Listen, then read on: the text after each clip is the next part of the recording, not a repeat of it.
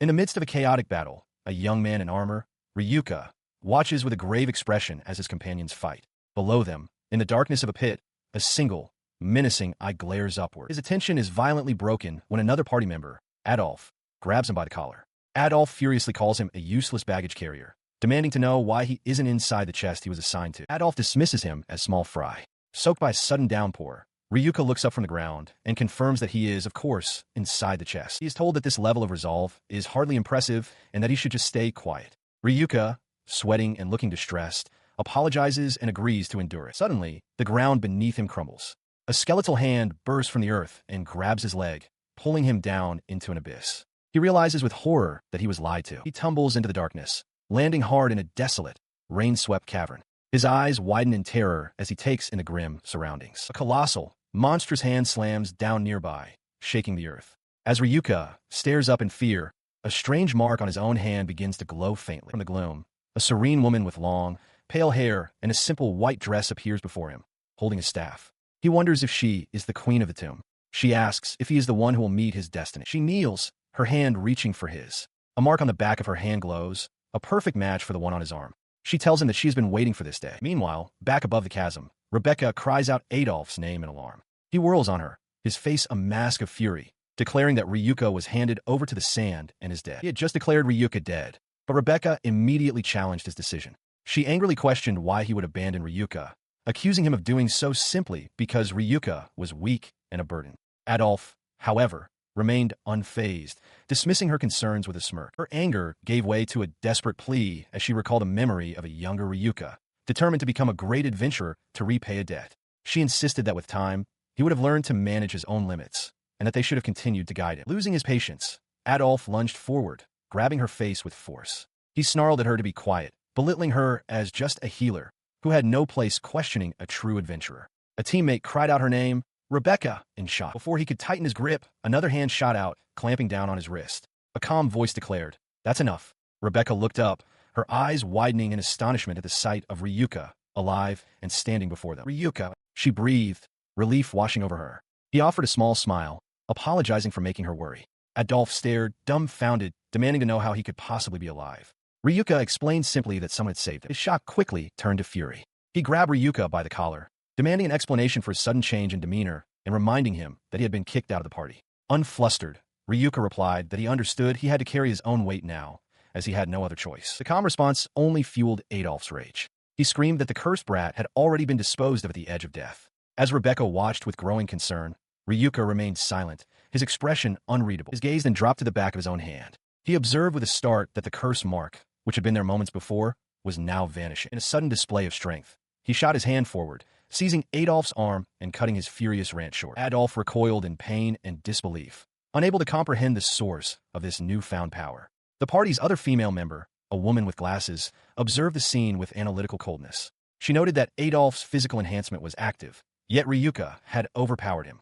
This was impossible, she reasoned, unless Ryuka possessed some kind of powerful debuffing skill. He held Adolf firmly to the ground, his gaze intense and unwavering. He vowed that Adolf would never lay a hand on his friends again. From a distance, Rebecca cried out his name, her voice filled with alarm. As he kept his foe pinned, Rebecca rushed towards him, urging him to wait. Her initial concern quickly turned to elation as she exclaimed how amazing it was to see him defeat Adolf, admitting she had never seen him so strong. She then pointed out that the curse mark on his hand had vanished. The observation sent him into a brief recollection of his past, remembering a time when he was surrounded by monsters, feeling like a powerless burden who could do nothing to help. He seemed lost in the painful memory, but Rebecca quickly reassured him. She insisted that he was never a burden and that what truly mattered was that he was safe. Her smile was warm and genuine, filled with relief. Her words broke through his melancholy, and he smiled back, thanking her.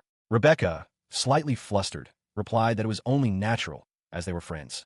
She seemed to be holding back deeper feelings, content for now with their bond. His expression then turned serious as he made a request. He wanted to do something for her, mentioning her hair. Rebecca was momentarily confused, but seemed willing to trust him, her curiosity piqued. As they spoke, the woman with glasses watched them, remarking that it's important for adventurers to take care of their appearance. Ryuka agreed, adding that he would find something suitable for Rebecca soon. He then took her hand gently and said, "Let's go." Before Rebecca could fully react, a brilliant light erupted around her, enveloping her completely in its glow. He instructed her to open her eyes. As she did, her confusion turned to astonishment. Standing before them was the serene, long-haired woman who had saved him from the chasm. The mysterious woman stood amidst a field of flowers, her arms open in a welcoming gesture. With a calm smile, she greeted them, saying, "Welcome to my sanctuary." She watched with a gentle smile as Ryuka introduced her to the bewildered Rebecca. He explained that this was Lady Ceramis, the goddess of peace. The revelation struck Rebecca with the force of a physical blow. She could only stammer out the word goddess in disbelief. Her shock quickly turned to confusion. Rebecca demanded to know why a goddess was standing before her and, more importantly, why Ryuka had brought her here. He calmly replied that the reason was simple, explaining that it wasn't actually that difficult for a human to meet a god. His expression grew confident, a slight smile playing on his lips as he made a stunning declaration. He stated, the agent of the goddess. Ryuka quietly contemplates the title he has been given, God's agent. Hearing him, Rebecca expresses her disbelief, admitting she had always considered such beings to be nothing more than fairy tales. Ceramis gently corrects her, explaining that to avoid needless conflict, many may forsake their divine portion, but agents of the gods have nonetheless existed in every era. She elaborates that there are 10 gods in the world, herself included. Each one forms a contract with a single agent in accordance with their mission, granting them special abilities to fulfill their sacred duty. Rebecca turns to Ryuka, asking if he was told something special. Before he can respond, Ceramis interjects, stating that she judged him worthy to be her champion and that the proposal was her own. She continues, cautioning that a god champion is a being far removed from ordinary people, and that this profound separation often leads to a loneliness that can break one's spirit. Her expression darkens as she reveals that not all gods and champions are friendly. The god of destruction, she specifies, is her enemy and possesses a cruel heart that toys with the lives of people. In light of this danger, Ryuka looks at Rebecca, explaining that the path ahead requires understanding. It is for this reason, he says, that he wanted to speak with the person he trusts most. He clarifies that while bringing her into this was Lady Ceramis' suggestion, his own motivation was to ensure Rebecca felt secure and informed. His hand clenches into a fist as he recalls losing his family and home, wandering without purpose.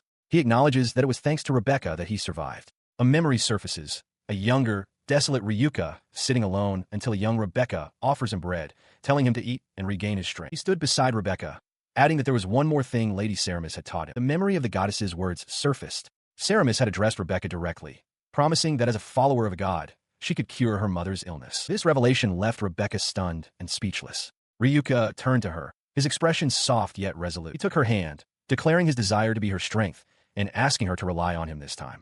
Overwhelmed with emotion, Rebecca's eyes welled with tears. Back in the divine realm, Ryuka thanked Ceramis, accepting the terms of his new role.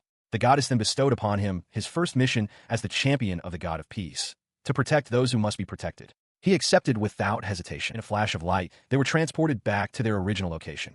Rebecca noted that they couldn't just enter the divine realm from anywhere. As they walked across a stone bridge, she remarked that it had been a while since he had visited, as he was always busy with quests. She asked if he was eating properly. Their conversation was interrupted by a young girl shouting for her big sister. Rebecca seemed to ask Ryuka when he would come for dinner, but her attention was quickly diverted to the approaching child. The girl, Katie, was crying frantically. She managed to explain that their mother had collapsed and wouldn't wake up. A look of pure horror crossed Rebecca's face. They rushed inside to find a woman with reddish hair lying unconscious on the floor. Rebecca ran to her mother's side, desperately trying to rouse her as Ryuka and Katie watched in alarm from the doorway. In the face of her panic, Ryuka took command. He turned to the young girl, Katie, instructing her to go with a neighbor and bring a doctor back with them as quickly as possible. As they left, Rebecca's composure finally broke, and she cried out for her mother. To snap her out of her spiraling fear, Ryuka gripped her shoulders firmly, shouting her name to get her attention. He spoke calmly, assuring her that her mother would be fine. He suggested they move her to the bed before Katie returned and asked for her help, to which she numbly agreed. After laying her down, Ryuka placed a hand over the woman's chest, a faint light glowing from his palm as he urged her to hold on. He then turned to Rebecca, his expression resolute, and declared his intention to act. His eyes widened with focus. In an instant, intricate, glowing runes spread across his hand, pulsing with an otherworldly energy. He invoked the power to dispel, unleashing a brilliant column of light that erupted from his hand and enveloped the woman on the bed. From the doorway, Rebecca and a newly returned Katie stared in utter shock. Sometime later, the doctor they had summoned examined the patient. He remarked to Rebecca and Katie that her sudden stabilization was strange, as he could find no clear cause for her earlier collapse. The doctor continued, explaining that her symptoms had subsided and she was now resting peacefully. He advised them to let her sleep. Beside him, an older woman looked on with a gentle expression. As the doctor and his wife departed, the woman placed a comforting hand on Rebecca's shoulder. She expressed her relief, suggesting that a god must have been watching over them. Rebecca managed a grateful smile as Ryuka watched from the side. Once they were alone, Ceramis appeared to Ryuka.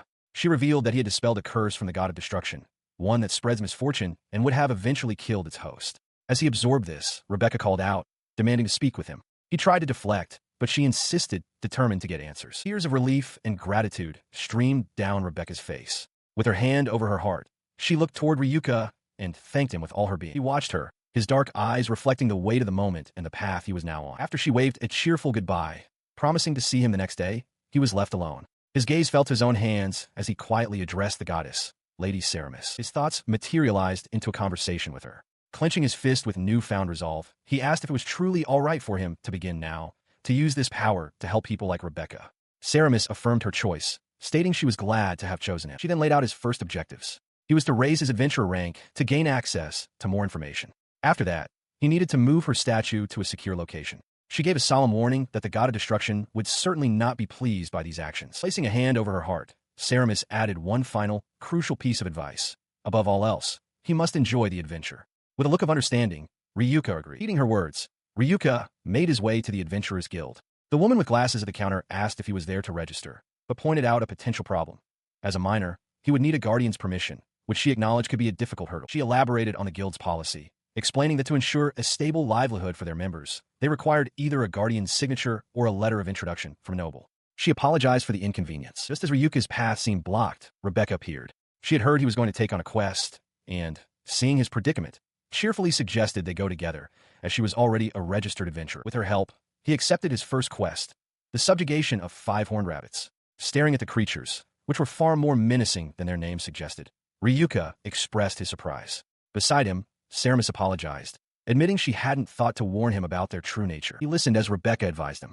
Since he was using divine power, she suggested he should just focus on evasion and let her handle the attack magic. It was a waste, she reasoned, for a goddess's agent to be fighting directly. Nearby, a horned rabbit twitched its nose oblivious. The world erupted in a blinding flash of light. A massive explosion of pure energy tore through the landscape, instantly vaporizing the entire horde of horned rabbits. He found himself before Ceramis once more. She calmly explained that his divine power was constantly recovering, so there was no need to hold back. She simply reminded him to not forget the number of days he had left. In the physical world, Rebecca stared in utter disbelief at the devastation. Her shock quickly turned to frustration. Rebecca whirled on him, demanding to know why he hadn't told her he could do something like that, exclaiming what a hassle it was. Elsewhere, 2 other adventurers discussed the very concept. One, a man with spiky hair, mused that if they were agents of a god, even a dragon would be no match for them. His companion agreed, stating they would be invincible. The tension broke as Rebecca burst into laughter. She playfully told Ryuka that he was strange and that his claim of being a god's agent must be a lie. As she laughed, Ryuka, holding skewers of roasted meat, simply told her he was glad she was okay. She led the way up a small hill, bow in hand. Still teasing, she called back to Mr. Newbie Agent to hurry up. Following behind, Ryuka grumbled for her to stop making fun of him. Ryuka examines a bowl of mizu kaju fruit, his unique cooking skill allowing him to appraise their quality. He watches as the fruits absorb the water, their freshness rapidly changing. He realizes with some concern that they cannot be returned in this state. Rebecca approaches him, cheerfully noting that he's no longer just skin and bones and has even gained some muscle. When Ryuka becomes flustered, she clarifies she's referring to the ordeal of the god's trial, which she admits was tough. As he stammers, she announces she is heading out for a bit. Their quiet moment is shattered by the sudden appearance of a great boar, a massive and notoriously fierce monster.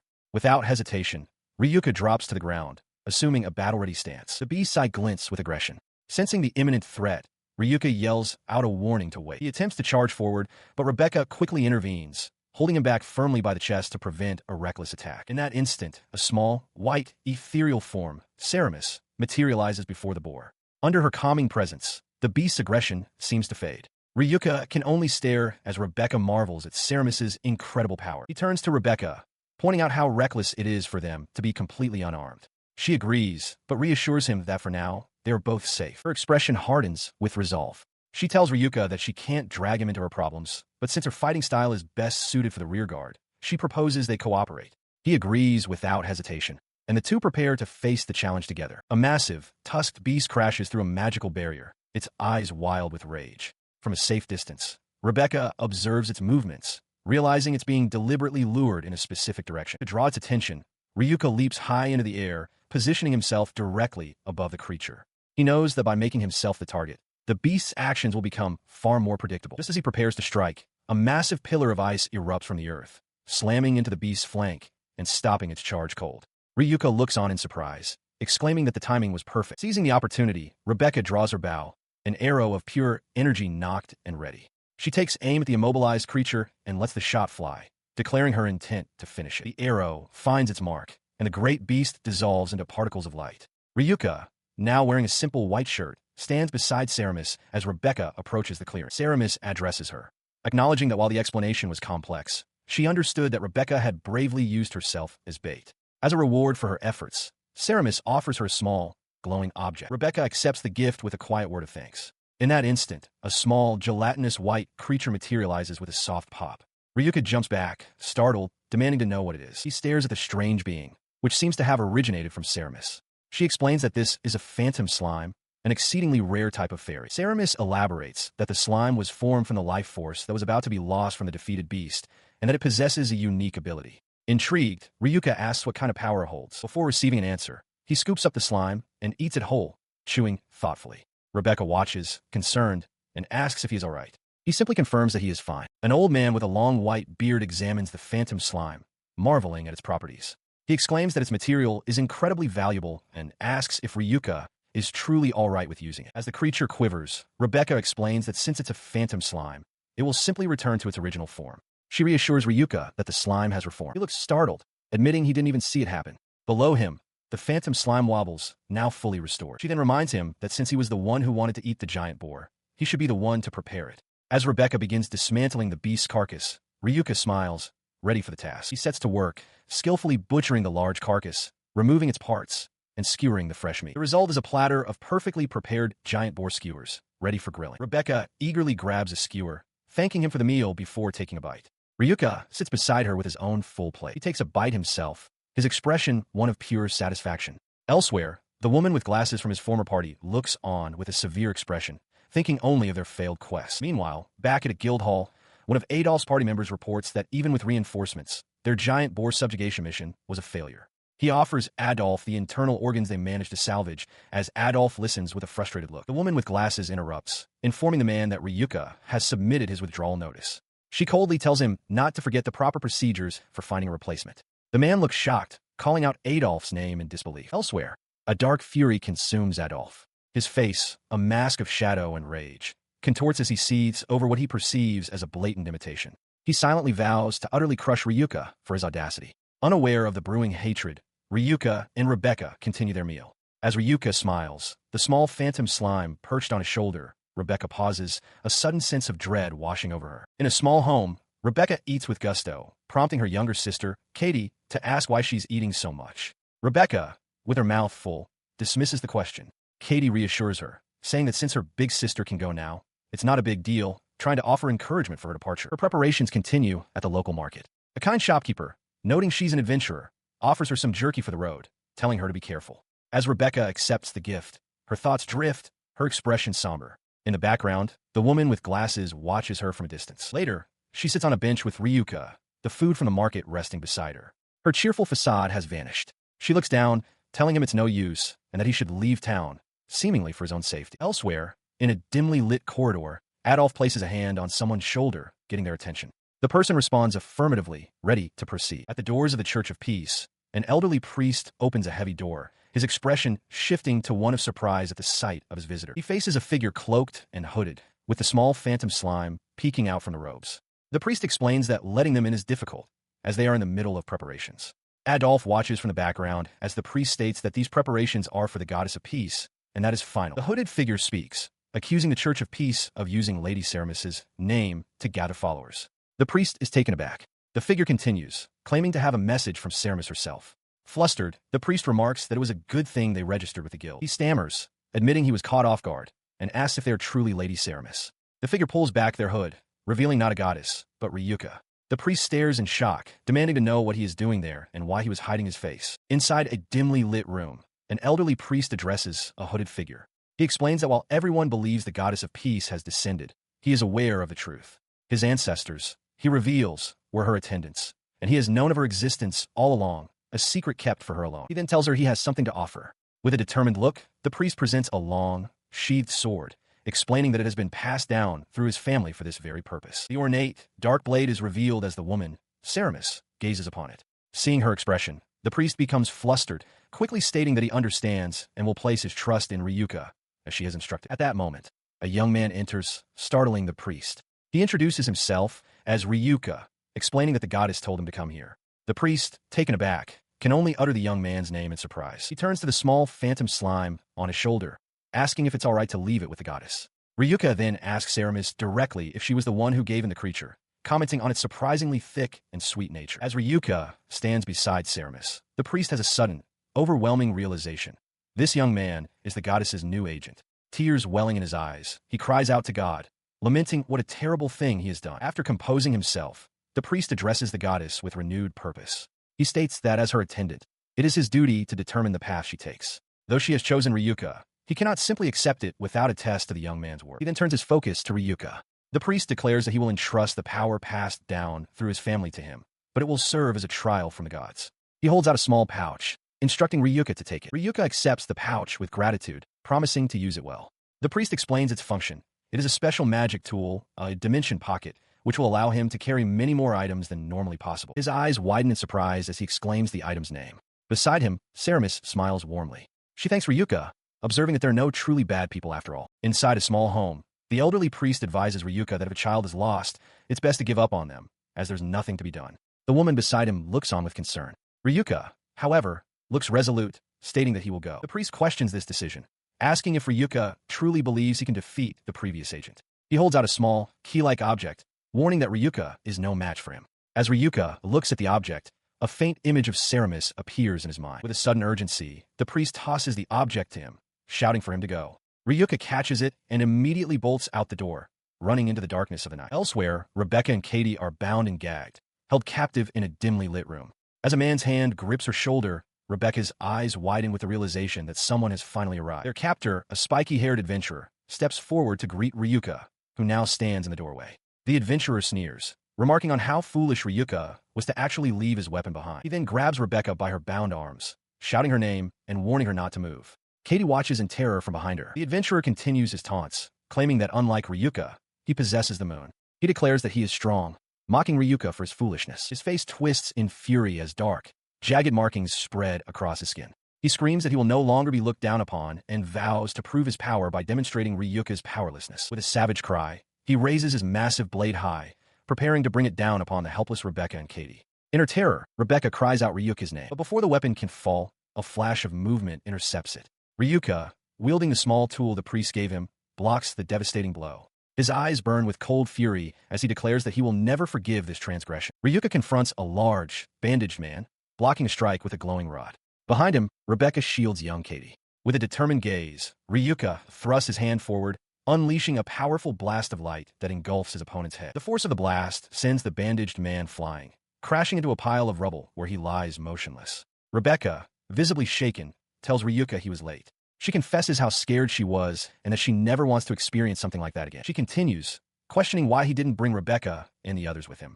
But Ryuka's attention is elsewhere. His expression darkens as he senses a new danger, and he urgently tells her to get back. From the shadows emerges a towering skeletal warrior clad in armor. It laments that its master will be displeased if it is defeated. With a guttural cry, it swings its massive sword down towards Rebecca. The creature lets out a fearsome roar. Reacting instantly, Ryuka leaps forward, positioning himself between the skeleton's blade and Rebecca to intercept the attack. He manages to block the sword, but the skeletal warrior follows up with a powerful kick that sends him hurtling through the air. Ryuka crashes hard against a wall, stunned by the impact. Rebecca rushes to his side, asking if he's okay. She tells him that this creature broke Adolf's arm with a single blow and that she can't possibly win alone. However, she expresses hope that with him, they might stand a chance. She rises to her feet, determined to fight. As Katie watches from a distance, Rebecca begins to chant, gathering magical energy to cast a water spell. The skeletal warrior turns its glowing gaze upon her. The skeleton dismisses Ryuka as no threat and moves with terrifying speed. It grabs Rebecca by the head, lifting her effortlessly off the ground. Nearby, the spiky-haired adventurer watches in shock, realizing he must act. He charges forward, but the skeletal warrior contemptuously swats him away with a backhand, sending him tumbling. The creature remarks that he's just getting in the way. With a sharp clang of steel, Ryuka parries a downward strike from a red-haired adventurer, the force of the impact sending sparks flying. The adventurer roars, desperate for victory, but his attack is expertly turned aside. The powerful deflection sends the adventurer stumbling, forcing him to his knees. Ryuka stands over him, sword held at the ready, his expression calm and focused after the brief, violent exchange. His victory is cut short as a monstrous figure rises from the shadows behind the fallen man. A colossal skeleton warrior, crowned with thorns, looms over them, its bony fingers reaching out with palpable menace. His eyes widen in shock. A horrifying realization dawns on him. Their fight was nothing more than a diversion. A chill runs through him as he understands they were being watched the entire time. Behind him, the defeated adventurer looks up, bewildered by the sudden turn of events. He pleads with Ryuka to wait, insisting he has nothing more to do with this, as other terrified adventurers cower nearby. But Ryuka's gaze is fixed on the true enemy. His face contorts with cold fury as he addresses the adventurer without looking at him, stating that he is a curse, an enemy. He grants him permission to retreat, a statement that only confuses the man further. The skeletal warrior lets out a booming, mocking laugh. It declares that it has no use for the adventurers' souls, and that it finds their gratitude for being allowed to become adventurers pathetic. It reveals it specially dispatched them for this purpose, and singles out Rebecca as being particularly useless. Its bony finger points forward as it dismisses them all as unnecessary. As the creature speaks, a memory surfaces in Ryuka's mind, the gentle voice of the goddess, Ceramus, telling him that it was a good thing she found him. He lowers his head, his resolve hardening. He recalls the moment clearly. Ceramus had asked him to become her agent and join her. A nearby priest prayed for his success. With his hands clasped, a faint light glowing between them, he had accepted, whispering his own name, solidifying his new purpose. The memory fades, returning him to the present. Rebecca looks at him, a grateful smile on her face as she thanks him. Ryuka meets her gaze, his expression firm. He declares that he cannot allow the skeleton's nihilistic words to stand. He knows what he must do. He wasted no time.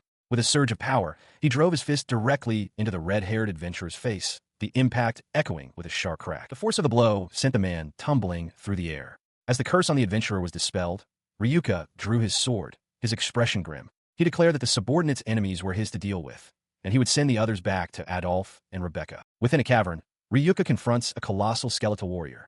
Pointing a blade of pure light at the undead giant, he declares that as a retainer of the goddess, he will not forgive its transgressions. The creature crumbles into dust before him. Standing alone, Ryuka lowers his book, thinking it's finally over. His thoughts are interrupted as Rebecca and Katie rush towards him, calling his name. He turns, surprised, wondering if they evacuated safely and realizing they must have heard him invoke Lady Ceramus. He finds himself caught between the intense, silent stares of both Lady Ceramus and Rebecca. Utterly confused, he glances back and forth between the two women. His confusion is shattered when Rebecca suddenly erupts, jabbing a finger in his direction. She furiously asks how many times he thinks he called out to her, calling him a fool and scolding him for being in a completely different location than she'd expected.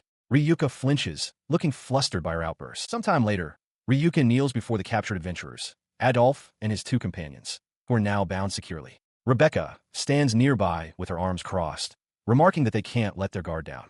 Ryuka agrees, pondering who he should attend to first. Meanwhile, the local shopkeeper informs the woman with glasses that the innkeeper told him everything. He explains that Adolf had always been ill-mannered, but this latest incident was too egregious to overlook. Back with the group, Adolf speaks to Rebecca, stating that after the guild decides on a suitable punishment, he will report to her the next day to discuss the matter further. He offers to escort the children home, but Rebecca declines, saying it's all right. As night falls, Ryuka walks through a grassy field carrying a sleeping Katie on his back, with Rebecca at his side. Katie, still awake enough to speak, tells Rebecca that having Ryuka with them is reassuring. She asks Katie if she's too heavy, but the girl insists she isn't at all. Katie adds that thanks to Rebecca's healing magic, her injuries no longer hurt, and she feels much better, marveling that the power is as amazing as a divine miracle. Averting her gaze, Rebecca quietly apologizes to Ryuka for getting him involved in such a terrible ordeal, admitting it wasn't his fault. As he looks over, she becomes flustered, crossing her arms and telling him not to make her say it again, complaining that he's being annoying and keeping her up so late. She puffs her cheeks out, telling Ryuka that he isn't much better, as getting hot-headed is a surefire way to lose a fight. Looking drained, Ryuka can only agree with her assessment, having no words to counter. He then turns to Lady Ceramus, bowing and apologizing profusely for his agitation, explaining that the difference in their power prevented his voice from reaching her. Katie watches from the side, wondering if the goddess is angry. However, Ceramus calmly reassures him, stating that she would never stop someone who acts out of a desire to help another. Her gaze softens as she tells Ryuka she is glad he was able to protect Rebecca and the others. Rebecca, her expression filled with concern, asks if he is all right. He simply affirms that he is. A quiet moment passes as the three of them stand together under the open sky, the immediate danger having passed. His resolve hardens. He silently asks Lady Ceramus for the strength of a god, so that he may continue to protect those who need him. He then turns his attention back to Rebecca and Katie. He offers them a gentle smile and says it is time to go home. Rebecca looks up at him, her eyes reflecting the starlight, and quietly agrees. Elsewhere, In a dark cavern, the situation is dire. A man with reddish-brown hair is thrown to the ground, coughing violently as a monstrous, giant ant looms over him. He cries out that this wasn't what he was told would happen. His terror escalates as he finds himself completely surrounded by a swarm of the giant insects, their sharp mandibles clicking in the darkness. The worst possible outcome is closing in on it. Ryuka faces a massive red bear, a creature whose muscular body and sharp claws make it a formidable opponent. Channeling magic into his blade, he lunges forward, striking the beast with a powerful, decisive blow. He examines his sword, noting how well his magic and swordsmanship are combining. He credits this success to the peace priest, Eppo, who reflects that while he only provided a small push, Ryuka's natural aptitude is clearly sufficient. With his skills confirmed, he continues his trek, his sights set on the distant royal capital.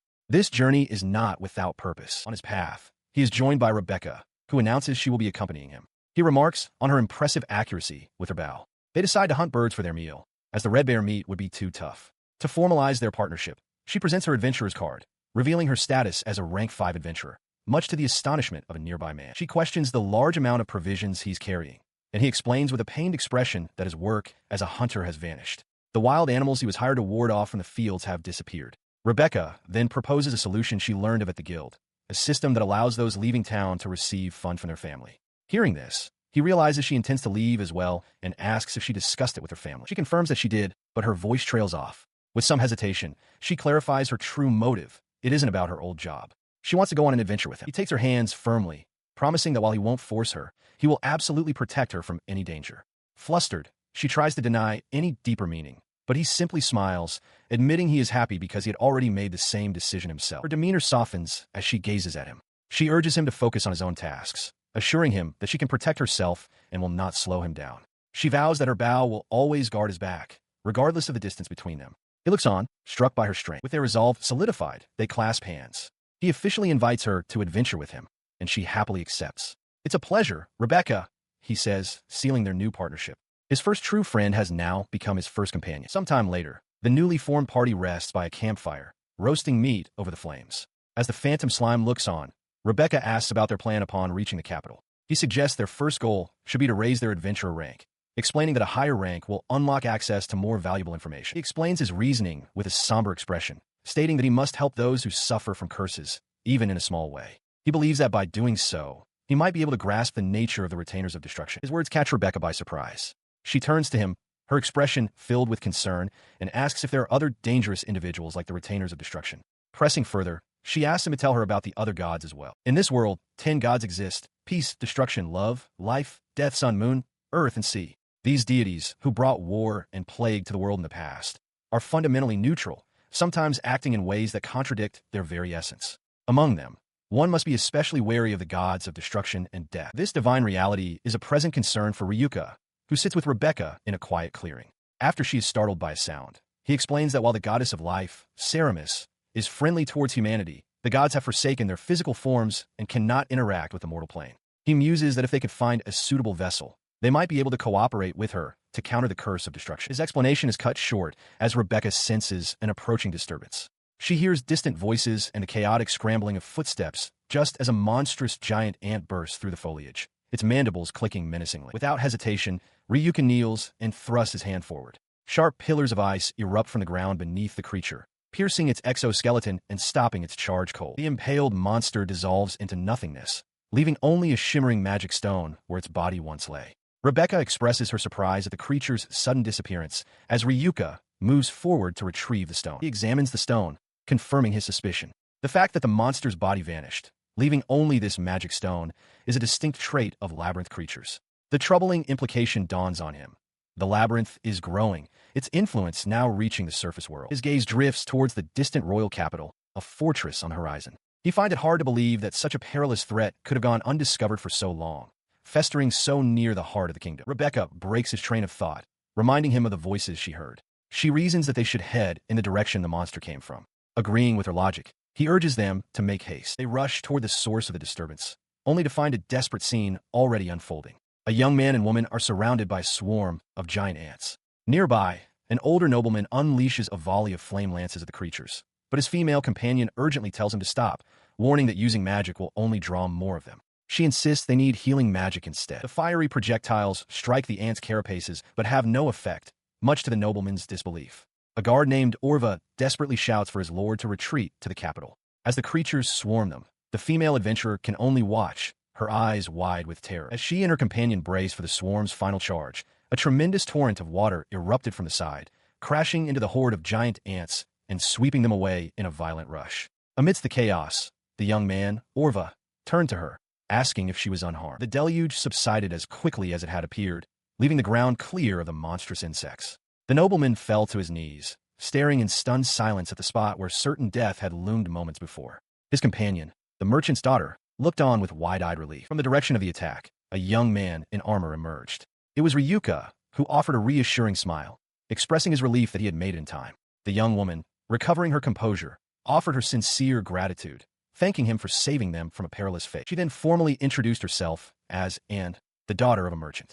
Following her lead, the nobleman also rose and gave his name, Orva, and insisted they call her by her first name, her gratitude evident in her voice, and looked at her rescuers, Ryuka and Rebecca, and asked why they were in this forest. Ryuka explained that they were adventurers who had come on behalf of the Merchants Guild to confirm the safety of a trade route. He then properly introduced himself as Ryuka and his companion as Rebecca. With a look of earnest concern, the woman known as Ceramis makes a humble request. She asks if they would be willing to accompany her on an investigation into the labyrinth. Following her lead, the group ventures into the wilderness. Ryuka finds tracks on the ground, identifying them as belonging to a lizard, and announces that their destination is just ahead.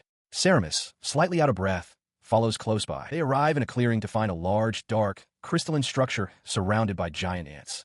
Ryuka remarks on the strange sight, wondering aloud what the object could be. Without warning, the structure shatters, unleashing a powerful wave of magic. As the group recoils and asks Ceramis if she is all right, noting that the Labyrinth Lord's magic is reaching this far. Ceramis's eyes widen in horror as she realizes a stampede is about to begin. Orva explains the phenomenon to the others. He identifies it as a monster stampede, a mass procession of creatures. The labyrinth, he clarifies, is expelling monsters to the outside world to release its dangerously expanded magical power. Rebecca reacts with shock to his words. She recalls historical records of a past stampede that resulted in the destruction of an entire country. She asks in disbelief if it's even possible to stop such a thing. Ceramis provides the only answer. She explains that if the labyrinth's core is destroyed, the monsters will be annihilated along with it. However, she trails off, implying a significant challenge. She continues, her back turned to the group, elaborating on the difficulty. Trying to find the core within an unexplored labyrinth while fighting off monsters spawned by the anomaly is an incredibly arduous task. Orva agrees with her grim assessment, stating that they have no way to deal with the root cause. Their only option is to defend the town from the stampede until the magic stabilizes. Ceramis quietly wonders how many days the onslaught will continue. Ryuka clenches his fist, refusing to accept this. He insists there must be a way to prevent the impending damage. The situation is bad, he admits, but no one has been hurt yet. Ceramis looks toward him, taken aback by his resolve. He looks forward with renewed determination, a slight smile on his face as he declares that now is the time for action. In response, the nobleman Orva begins to organize. He states that the stampede will trigger an emergency quest for the entire region and turns to Anne, asking her to travel to the Royal Capital's Guild to report the situation. He hands her a small, glowing magic stone to serve as proof. Orva then directs his attention to Ryuka, asking if he truly intends to stay behind. Ryuka confirms this without hesitation, explaining that he will stand guard to ensure no monsters escape from the labyrinth, and reacts with shock, exclaiming that such a plan is far too dangerous. Ryuka, however, remains calm and reassures her that it will be fine, insisting they cannot simply leave. He reminds her of the magic he has seen, implying he has a way to handle it. Her protest is overruled by Orva, who firmly tells her that for now, they will proceed as he has instructed. With a look of concern, and clasps her hands and quietly agrees. She promises to deliver the message to the guild, but not before pleading with Ryuka to avoid doing anything reckless. Rebecca smiles warmly, telling and to be careful on her journey as well. With that, Orva and Anne depart, leaving the other two behind. Now alone with a giant ant monster nearby, Rebecca voices her concern about whether they will have enough time to prepare for the stampede. Ryuka's expression turns serious as he calculates that, based on Lady Ceramis's prediction, the defense line will barely be ready by the day after tomorrow. He continues his assessment aloud, concluding they must conquer the labyrinth before the stampede begins. He reasons that an ant-type labyrinth is typically 30 floors deep, a distance they should be able to cover in 2 days. The main difficulty, he muses, will be fighting through the monsters along the way. Meanwhile, in a grand, ethereal hall, Lady Ceramis walks alone. She considers that destroying the core right before the stampede would be possible if it were only a matter of monsters. But the true problem, she knows, is not conquering the labyrinth. The problem, she realizes, is something that is already there. She holds up a pulsating, crystalline object, revealing the truth. something is forcing the core's rapid growth. An entity has been invited into the dungeon's deepest part, and it is this being that has triggered the stampede. As this revelation is made, Ryuka's eyes are shown, narrowed with resolve. His first thought upon seeing the figure was immediate and clear. It was overwhelmingly strong. Before him stood the Earth God's retainer, a powerfully built warrior, blindfolded, with a single eye glowing ominously from beneath the cloth. His hand rested on the hilt of his sword, a silent promise of the battle to come. Far in the distance, another mysterious figure stood silhouetted atop a high, jagged pillar of rock. Inside the labyrinth, Rebecca efficiently collects magic stones from the dissolving carcasses of giant ants. She reflects that while she is growing accustomed to the eerie light of the dungeon, she still finds it unsettling. Nearby, Ryuka stands before a massive wall of ice he created, an ice prison trapping more of the creatures. He concludes that ice magic is the most effective method here and considers collecting the magic stones himself, now that he's more used to the task. As he ventures deeper into the frozen passage, Rebecca's voice echoes, noting that despite fighting so many monsters, they haven't seen any sign of the Earth's retainer. She speculates it must be guarding the core on the lowest level. His foot suddenly strikes something on the ground. Looking down, Ryuka's eyes widen in shock as he recognizes a fragment of adventurer's equipment discarded amidst the debris. Reacting instantly, he activates his divine storage ability, causing a glowing magical circle to envelop the item. With the fragment secured, he clenches his fist, a grim determination hardening his features. He silently vows to deliver it to the guild. His focus is then pulled away as he finds himself before Ceramis. He asks if she is all right, but she poses a question of her own. Why does the Earth's retainer intend to cause a stampede? Ceramis explains that it is necessary for the prosperity of the land. The labyrinth restores mana to the Earth, a vital system for the Earth God. However, if the core accumulates too much mana, it will be returned to the land in a catastrophic explosion. The stampede, she reveals, is a grand strategy to expend this excess energy and protect the land. It is a necessary disaster. She continues, warning Ryuka not to be careless, as the retainer is granted the power of divine realm transfer within the labyrinth. To counter this, she bestows upon Ryuka two abilities, divine magic and a unique power only the retainer of peace can wield, known as temporary peace. Ryuka acknowledges that he understands. Ceramis tells him that how he uses this power is his decision. Just then, Rebecca appears, holding the phantom slime, and asks if he is finished. He turned to Rebecca, who confirmed she had finished collecting the magic stones. Thanking her, he noted that their current path was a dead end and suggested they find another route. As they walked, she admitted that she would never have dared to enter the labyrinth by herself. He agreed, adding that without the power of a retainer, he wouldn't have attempted something so reckless either. He explained that a proper party would normally spend weeks aiming for the deepest levels, as the numerous dead ends make map-making a necessity. Stunned, Rebecca asked how they could possibly clear it in just 2 days. Ryuka simply gestured forward, replying, like this. In response, he placed his hand on the stone wall of the dead end. With a surge of power, he activated his abilities, shattering the rock with a crushed stone effect and storing the debris away using divine realm storage, revealing a new path forward. He then explained his strategy. The ant nest structure was complex, but it had points where the rock walls were thin. By creating a sanctuary and simultaneously causing a rockfall, he could proceed without alerting the enemy. He revealed that Lady Ceramis was exploring the structure ahead, allowing him to use this method to create shortcuts and find the quickest route to the lower levels. Rebecca realized that with this method, they could reach their destination quickly. Ryuka agreed, but added a note of caution, stating that from the 25th floor on, they would have to proceed normally. He anticipated the possibility of a large-scale battle and wanted to eliminate any potential hindrances during combat beforehand, knowing a considerable number of enemies were already waiting near the lowest level. He pointed out the way forward, explaining that after they descended, the passage to the next floor would be on their right. Rebecca questioned the safety of jumping from such a height, but he confidently assured her it would be fine. Impressed by his composure, she thought to herself how dependable he was. With a determined look, Ryuka declared, "All right, let's go." In the heart of the Alpenel Kingdom lies the royal capital, a sprawling city of grand architecture. Within its walls, the able branch of the Adventurers Guild stands as a hub for the realm's protectors. Inside, the guild hall buzzes with activity. An older adventurer pushes his way through the dense crowd, apologizing as he shoves past others to reach the front counter. He slams his hand on the wooden surface, interrupting the receptionist. He apologizes for his rudeness, but insists he has an urgent request that cannot wait. Another adventurer, whose turn it was, angrily tells the man not to cut in line, reminding him they've all been waiting.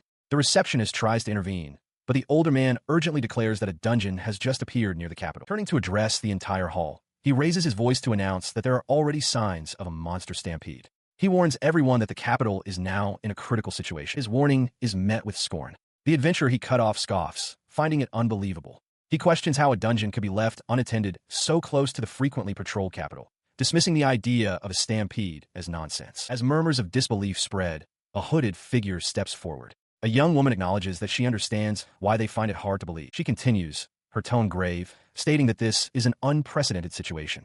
She warns that if they do not prepare for the worst possible future, they will lose any chance of taking back what is lost. The woman reveals that her party has already confirmed the threat. The monsters they encountered just outside the dungeon, a swarm of giant ants, were powerful enough to easily repel fire magic. Her words are immediately dismissed by the skeptical adventurer. He waves her off, refusing to listen to some unknown girl he believes is trying to fool adults with a ridiculous story. She stood her ground as a stout guild member ordered her to the back of the line. She had no intention of antagonizing anyone, she explained, but she could not back down from this. The man seemed to relent slightly, though his expression remained stern. Clasping her hands together with purpose, she declared that her request was an emergency. The veteran adventurer, striding past the stunned guild members, announced their purpose. A stampede was coming. Their persistence brought them before a formidable man with an eye patch. A guild staff member announced that he was Edmund, the guild master of the Alpanel branch. He got straight to the point, asking for the dungeon's location and the basis for their claim of a stampede. The hooded woman replied calmly that it was northwest of the capital, and the proof was the sheer amount of mana being released from its entrance. When he asked for more information, she presented a magic stone she had collected.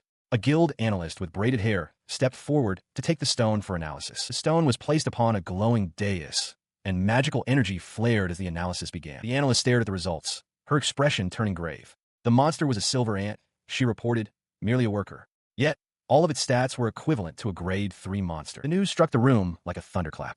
A grade 3, and it was just a worker?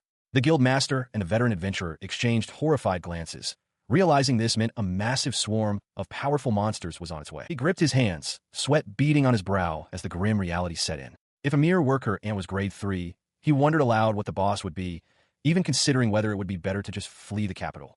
Beside him, the hooded woman watched with concern, cautioning that such agitation would only cause morale to plummet. His words, however, had been overheard. A murmur of panic spread through the nearby adventurers, who began to express their disbelief and fear.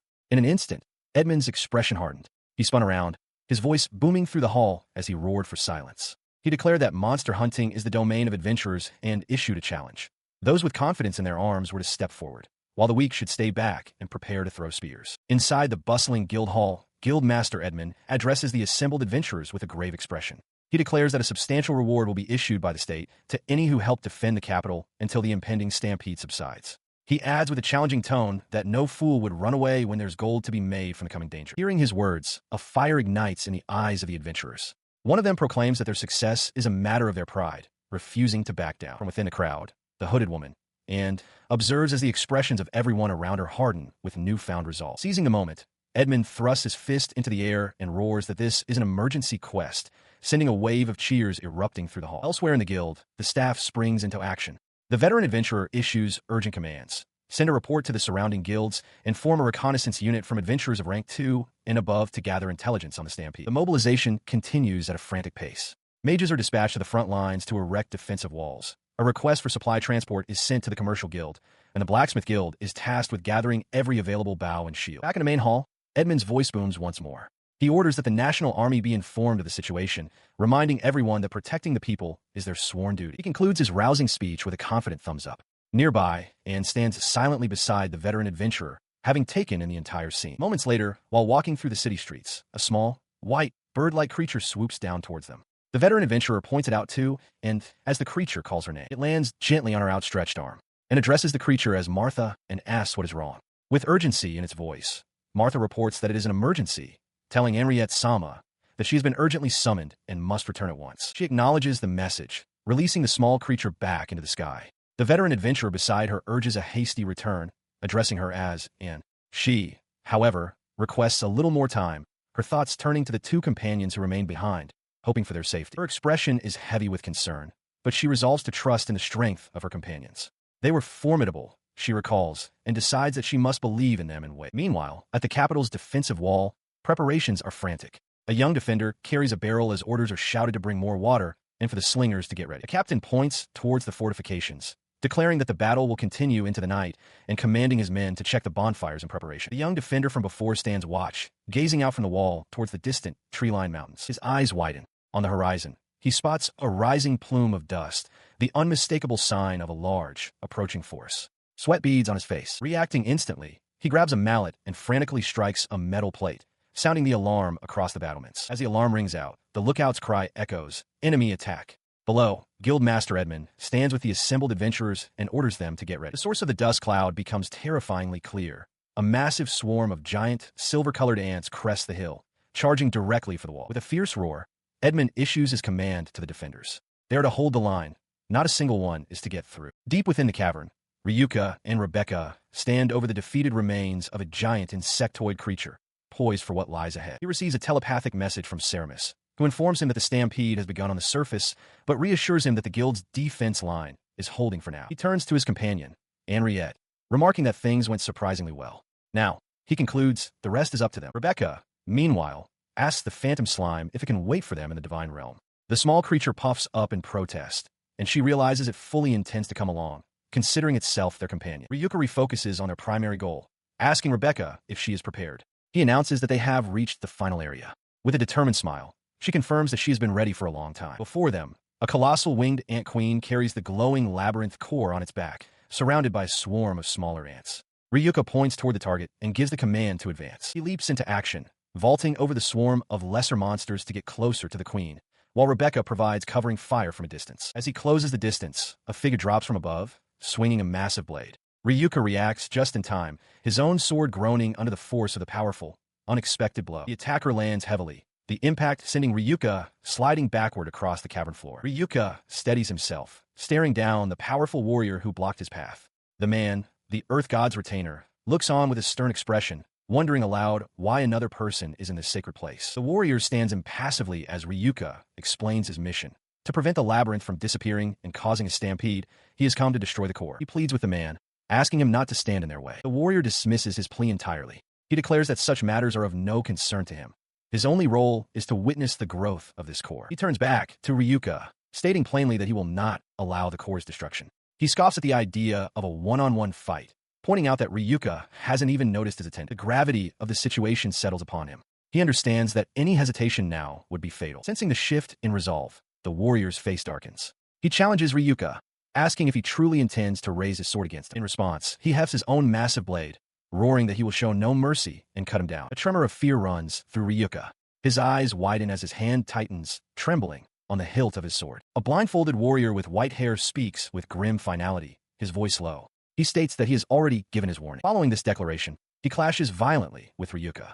Their blades meet with explosive force, shattering the ground around them and sending shards of dark energy flying. They remain locked in a fierce struggle, faces inches apart. The blindfolded man glares with cold determination, while Ryuka grits his teeth, sweat beading on his face as he strains against the immense pressure. The warrior presses his advantage, swinging his large blade down as he simultaneously throws a dagger. Ryuka desperately blocks the main strike, the impact sending a shockwave through his arms. He stumbles backward from the force of the blow. Seeing an opening, Ryuka immediately lunges forward, thrusting his sword towards his opponent's midsection. Amidst the duel, Ryuka shouts for his foe to get out of the way. He then unleashes a powerful spell, a great ice lance, which erupts from the ground toward a giant silver ant. As the magic surges, the blindfolded warrior clasps his hands, offering a prayer to a divine protector. The massive ice structure carves a path of destruction through the terrain. Watching from a distance, Rebecca grips her bow, frustrated that the battle is too chaotic for her to provide any covering fire. Her resolve hardens as she vows not to let Ryuka's core be destroyed.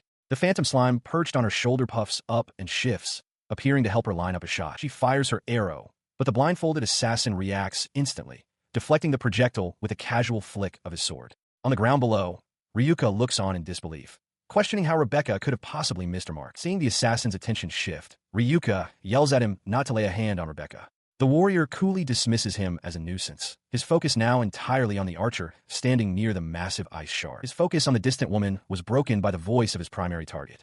Ryuka, gripping his weapon, thanked his allies for their support, but warned them to remain vigilant. His warning was immediately followed by a massive eruption of power. A colossal lion made of pure flame roared in fury as a prison of jagged ice rapidly formed around it, a combined effort to contain the beast. With the creature momentarily trapped, he seized the opportunity to reposition, dashing away from the assassin with a grimace of effort. He sprinted across the broken ground, but his opponent was relentless, launching a volley of sharp ice projectiles. The assassin had believed a simple blinding attack would be sufficient to deal with him. As the icy shards closed in, an unexpected protector emerged from a cloud of smoke. The assassin stared, stunned by the sudden appearance of what he now realized was a decoy. The decoy bought him the precious seconds he needed. Now in position atop a giant ant, Ryuka channeled his energy, preparing to unleash a powerful Grand Eye Spear. But just as he was about to cast his spell, the assassin closed the distance in a blur of motion. He appeared directly behind Ryuka, yanking his head back violently by the hair. The sudden reversal of fortune was witnessed from afar. Rebecca cried out Ryuka's name in alarm as the assassin held him fast, his spell completely disrupted. Bloodied and on one knee, Ryuka slams his hand to the ground. The earth cracks and shatters beneath him, churning violently in a wide spiral as he channels his power. Despite this display, the white-haired warrior facing him remains completely unfazed. He states calmly that no matter how many times Ryuka tries, it will be useless. Ryuka clutches his arm and yells back, reminding the man of his own words, that a great number of lives are at stake because of the stampede. He demands to know if the warrior feels nothing about this impending tragedy. The warrior turns his head slightly, his gaze cold and distant. Nothing, he replies flatly. He elaborates, explaining that he is simply acting according to the providence established by his god. To resist that, he claims, is merely the selfish will of the kingdom, and he considers such sentiment worthless. Ryuka listens, his expression grim. Ryuka understands then that anything he says will be pointless. As the white-haired warrior begins to walk away, Henriette watches from afar, stunned by the immense pressure he exudes. She wonders about his identity. On the ground, Ryuka looks up, his resolve hardening. He activates a skill. A jagged, dark energy erupts from his weapon, swirling violently as he invokes its name, Provisional Peace. A sudden realization strikes him, his eyes widening. He is the same as his opponent, a vassal of God. With a fierce cry, he charges forward, his empowered weapon aimed not at the warrior, but past him. The white-haired man turns, surprised, realizing Ryuka's target is the core itself. In the distance, the blindfolded warrior stands atop a massive, glowing sphere, with a giant ant perched above him. He clashes with the white-haired warrior, his newly empowered blade grinding against the larger man's weapon. With gritted teeth, Ryuka declares that if trampling on others is the logic of the gods, then he will defy it. The warrior's sword trembles from the force of the impact. He demands that Ryuka move, but the young agent, his eyes burning with resolve, shouts back that he has no need for such a world order. His voice echoes with raw power as he bellows for the warrior to get out of his way. In response, the white-haired warrior swings his massive blade in a devastating horizontal arc, intent on ending the confrontation. Before the blow can connect, the giant silver ant throws itself into the path of the attack. The creature's tough exoskeleton shatters into pieces, absorbing the fatal impact meant for Ryuka. Witnessing the sacrifice, Ryuka's face twists in fury. He glares at his opponent and screams, "Don't you dare look down on humans." He calls the warrior's action an unforgivable atrocity. With a final, desperate shout, Ryuka cleaves through the giant ant, its carapace shattering under the force of his blade, marking a moment of temporary peace. As the creature falls, the very ground behind him erupts in a shower of rock and debris, the shockwave of the battle's conclusion. He catches his breath, sweat beading on his brow, confirming to himself with grim satisfaction that the core has been destroyed. From within the settling dust, the white-haired warrior kneels, his body battered and bleeding. A piece of his gear clatters to the ground beside him. He looks up at Ryuka, his expression a mixture of pain and disbelief. The warrior addresses the young agent by name, wondering aloud if he could possibly be a retainer. He glares with fierce determination, introducing himself as Arsvim and vowing that he will repay this debt. Then, in a flash, Arsvim is gone, leaving only his discarded headband wedged in the fractured earth as Ryuka watches in silence. Rebecca hurries to his side, calling out his name in concern. He can only stare at the ground, wondering if their foe has truly retreated. She asks if he's all right.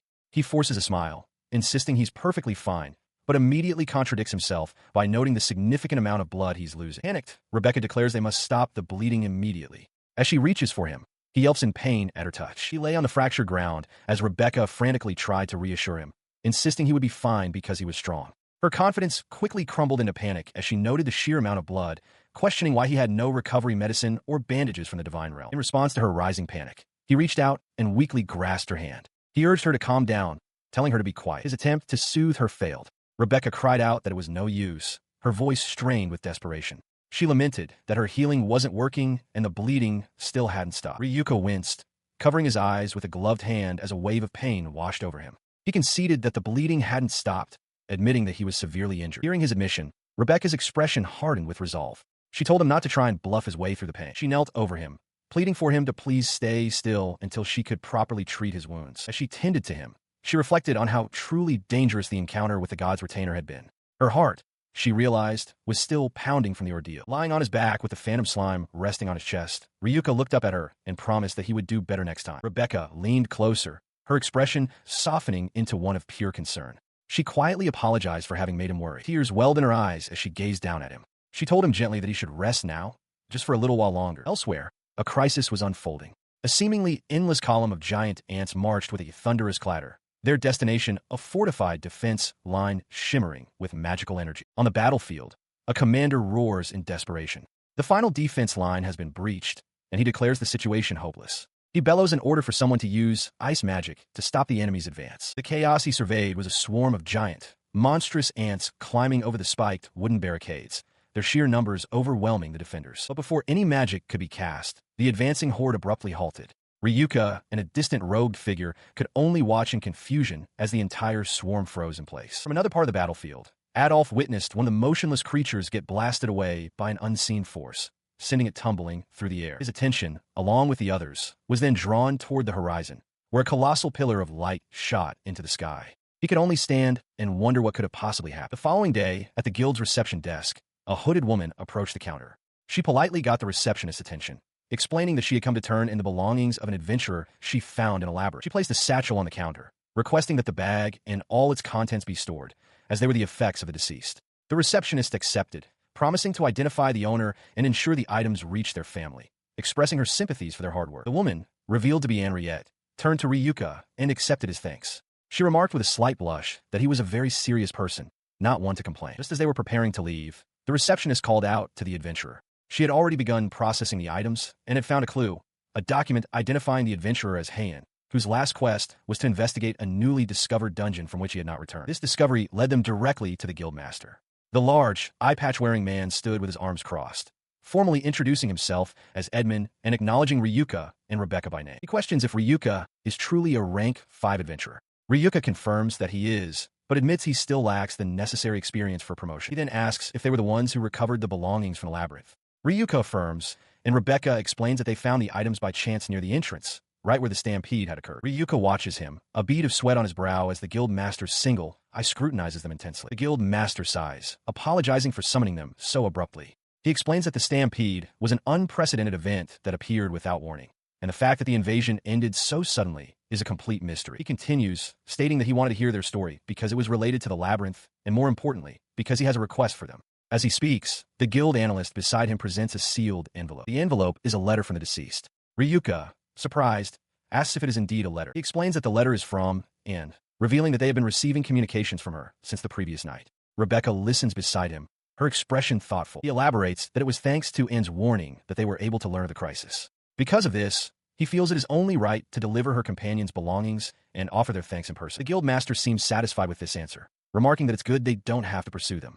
He and the analyst watch as the two adventurers depart. Once they are gone, the analyst delivers her report. She confirms Ryuka and Rebecca dealt with 5-rank 3 monsters near the entrance. An internal investigation of the labyrinth found battle traces in the final area, where the core was likely destroyed in a single blow. Furthermore, a separate escape route was formed, bypassing the dungeon's sturdy walls. She concludes with a startling revelation. The adventurer Ryuka possesses a level of magical power that is completely immeasurable by her appraisal skills. Inside the guild, Edmund continues his discussion with the analyst. He insists that he wants to hear the full story, arguing that if they are to halt in advance, they must be given the appropriate reward. He finds it strange that they wouldn't report everything they know. The analyst counters, pointing out that if the two of them were to attack, those in power would not simply ignore such strength.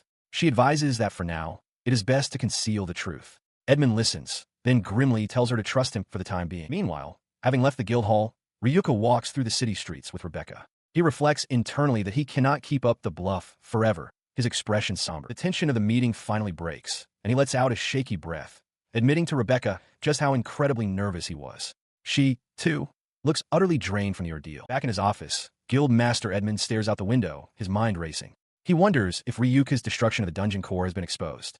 He reasons that it's impossible for a mere 5th-rank adventurer to clear a Stampede dungeon, sensing that something is amiss. As Ryuka and Rebecca recover, they are approached by Henriette, holding the letter they delivered. She thanks them for their help the previous day and asks if they might be able to meet her that afternoon. She wants to visit an orphanage in the West District. She explains that after they meet, she wants to thank the guild and then go eat. She excitedly suggests they try the capital's famous quiche pie. As they walk, Ryuka realizes with a jolt that this will be his first time having a proper meal in the capital. At an orphanage, a caretaker greets Ryuka and Rebecca, identifying them as guests of someone named Anne. She informs them that Anne will be with them shortly and invites them to wait inside, an offer Rebecca readily accepts. Inside, they're shown to a comfortable sitting area. As they wait, Rebecca remarks how kind it was for them to be offered snacks.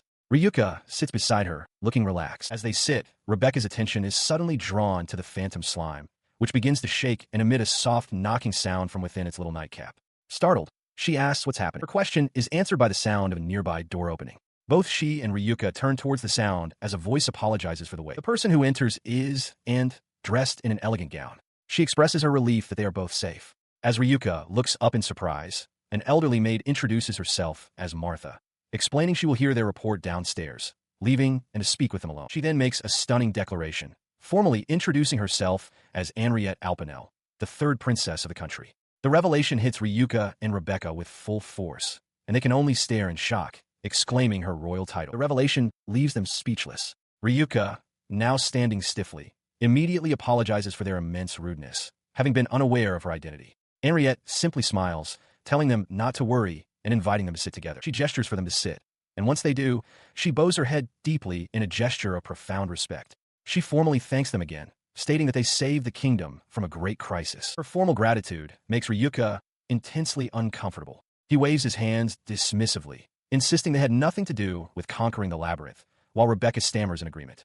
Henriette listens with a patient smile, telling them there is no need to be so formal. She smiles gently at their flustered reactions, telling Ryuka and Rebecca not to worry about their choice of words.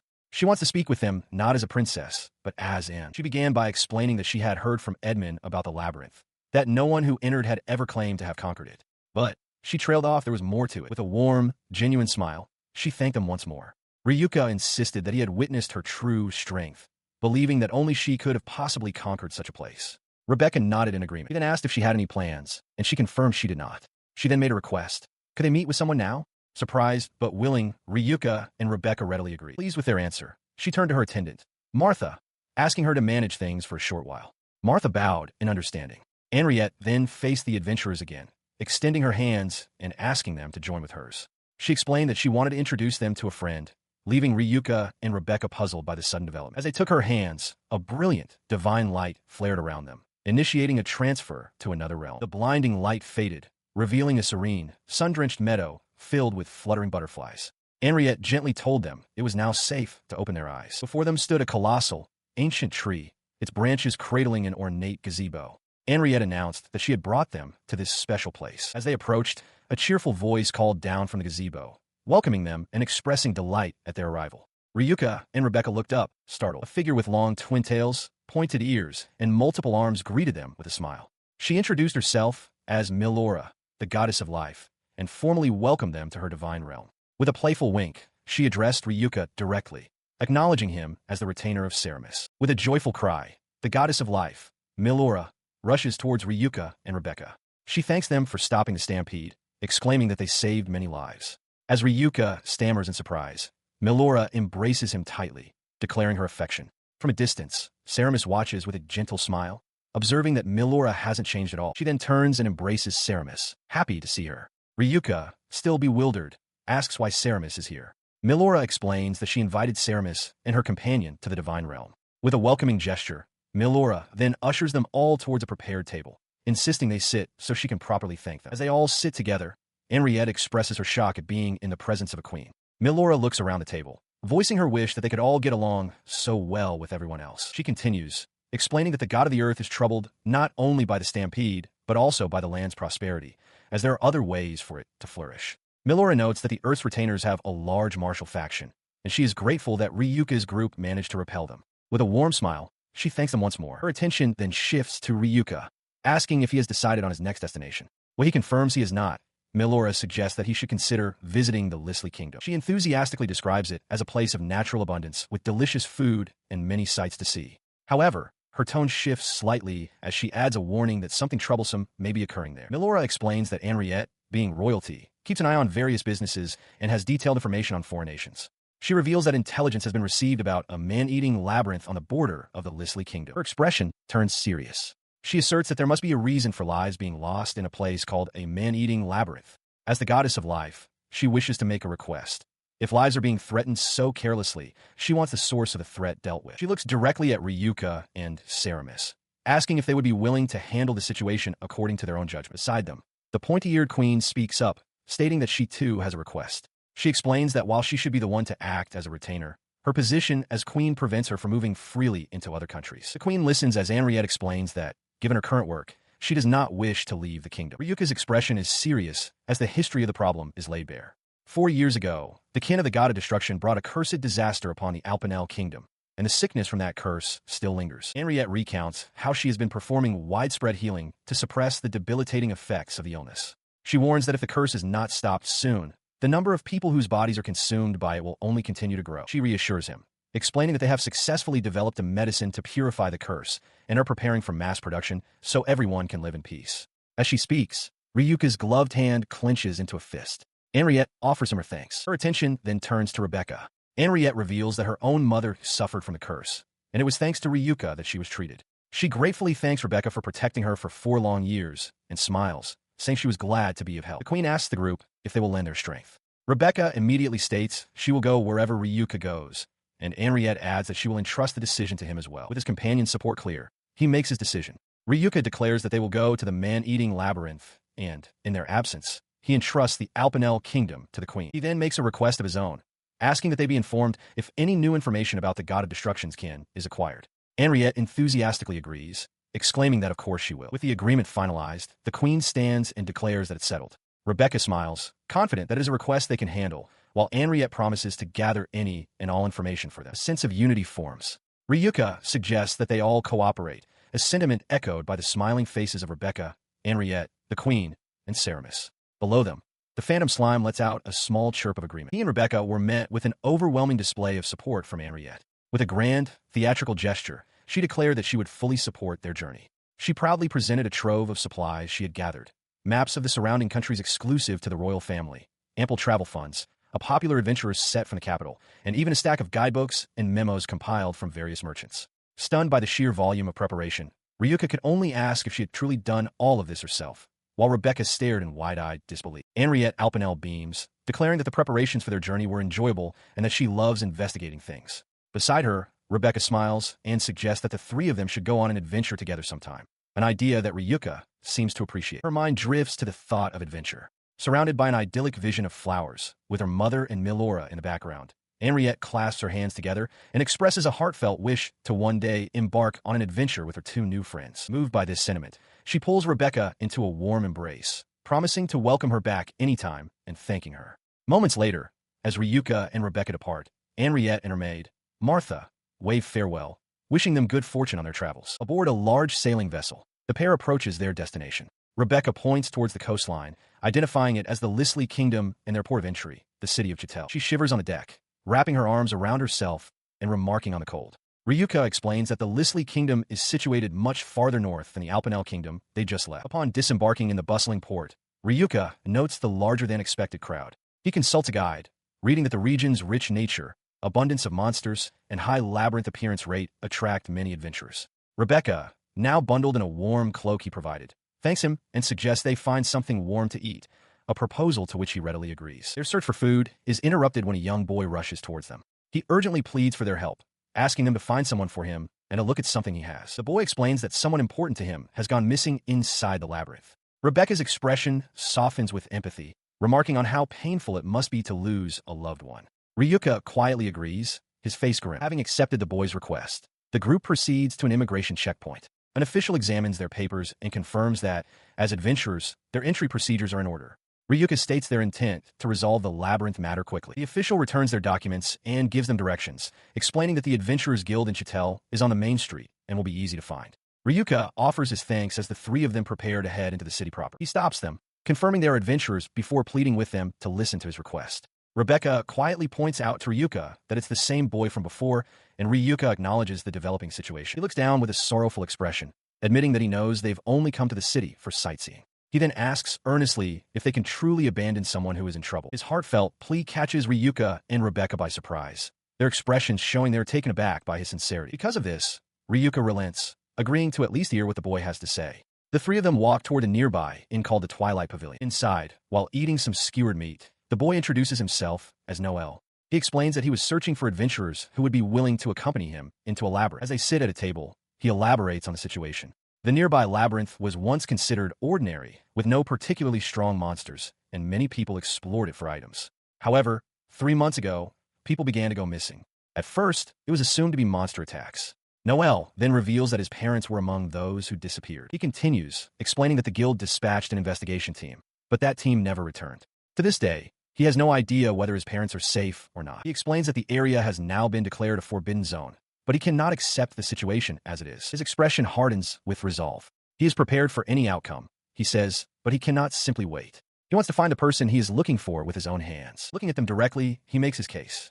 He has already researched the labyrinth and understands its layout. He insists he can be useful and asks them to allow him to accompany them on the mission. Rebecca turns to Ryuka, her expression serious as she asks for his decision. He hesitates, a bead of sweat on his temple, clearly weighing the gravity of the boy's request. He mulls over the situation, recognizing that it would be reckless for the boy to go alone, yet the tense atmosphere makes it difficult to simply refuse. Sensing his hesitation, Noel speaks with unwavering resolve, declaring that if they turn him down, he will venture into the labyrinth by himself. At a tavern table, the young boy, Noel, finishes his meal and agrees to the arrangement. All right, he says, let's go together. Ryuka, sitting opposite with his arms crossed, eyes the boy with a hint of skepticism, while Rebecca looks on from the side. Later, at the entrance to a place known as the man-eating dungeon, Noel wastes no time. He draws his sword against a massive, charging boar, kicking off the cavern wall to propel himself into the fray. He leaps through the air, bringing his blade down hard on the beast's head. From a safe distance, Rebecca scolds him for being too reckless, reminding him that they're supposed to be looking for his parents and that acting alone is forbidden. She turns to Ryuka, asking if this is really all right, but he seems unconcerned. As more monsters emerge, Ryuka steps forward. With a simple gesture, he unleashes a devastating explosion of energy that completely annihilates the approaching swarm. Watching him, Rebecca remarks on Ryuka's incredible strength, noting that they don't even need a vanguard with him around. She then tells Noel that he was also surprisingly skilled, especially for someone so young who was taught by his parents.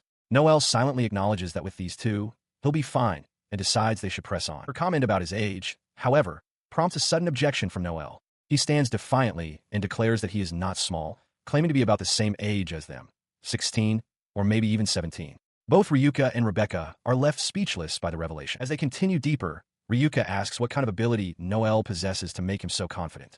Noel explains that when he got lost in a dungeon once, he ate a piece of candy he found. It granted him a power, but came with the side effect of halting his physical growth.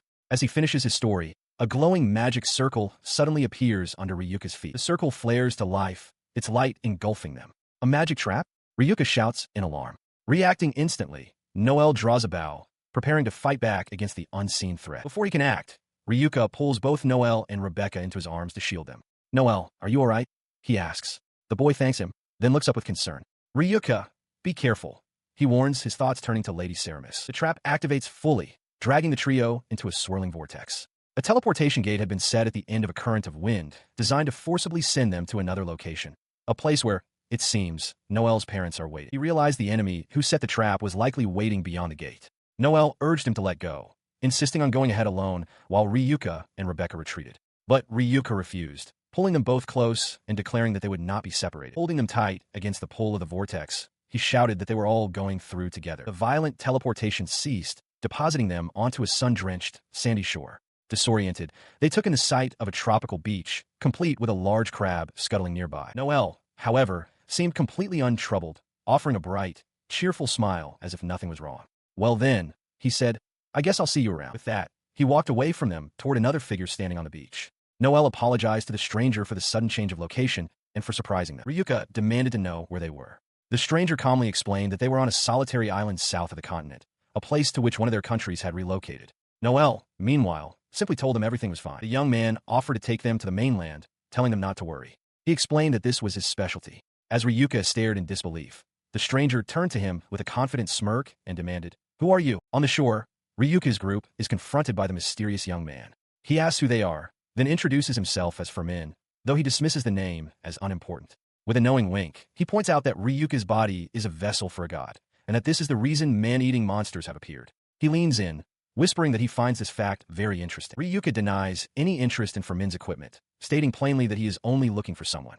Noel adds to this, explaining that his parents should have come to the same place, and that he needs to know if they are safe. Ferman finds this amusing. He muses on the fact that they are searching for people whose faces they can't even see from here, but then breaks into a wide, cheerful smile, remarking that at least they themselves are all safe. He then points confidently towards the horizon, urging them to look in that direction. Following his gesture, they see the faint outline of land.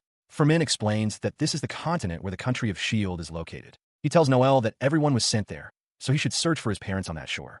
The boy quietly acknowledges that he understands. The guide continues cheerfully, mentioning that he'd heard the number of people coming to the island had recently decreased. He brings up a rumor about a man-eating labyrinth, which has apparently scared off any explorers. His expression suddenly darkens with understanding. He murmurs that this must be the reason, and that they will probably be coming soon. His bright demeanor returns in an instant. He thanks them for the interesting information and offers to ferry them to the mainland quickly. He gestures to a small boat resting on the sand, telling them to get in. The offer makes Rebecca uneasy, and she asks Ryuka what they should do.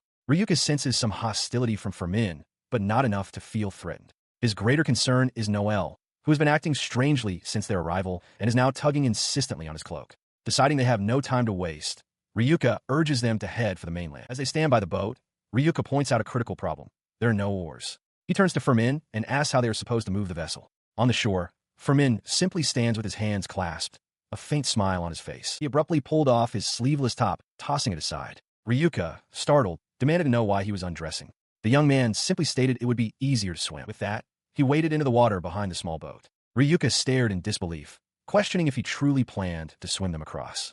Rebecca voiced her own doubts, certain they would never reach their destination that way. But their guide simply beamed, assuring them it was perfectly fine and urging them onward. An instant later, the boat surged forward with impossible speed, cutting through the water and leaving a turbulent wake. As the vessel shuddered under the strain, Ryuka yelled that it was going to break, but Ferman just laughed, proclaiming it a perfectly safe, high-speed journey. The vessel continued its violent rush across the sea.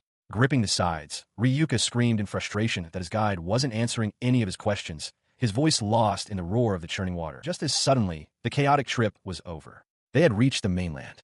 Ferman stood on the beach, wiping a hand across his brow with a satisfied smile, remarking that he had delivered on his promise of a safe, express journey. On the sand behind him, Ryuka, Rebecca, and Noel lay completely exhausted from the ordeal. He then announced that since he had delivered them, he would be returning, and waved a cheerful goodbye. Scrambling to his feet, Ryuka called out for him to wait, but his call went unanswered.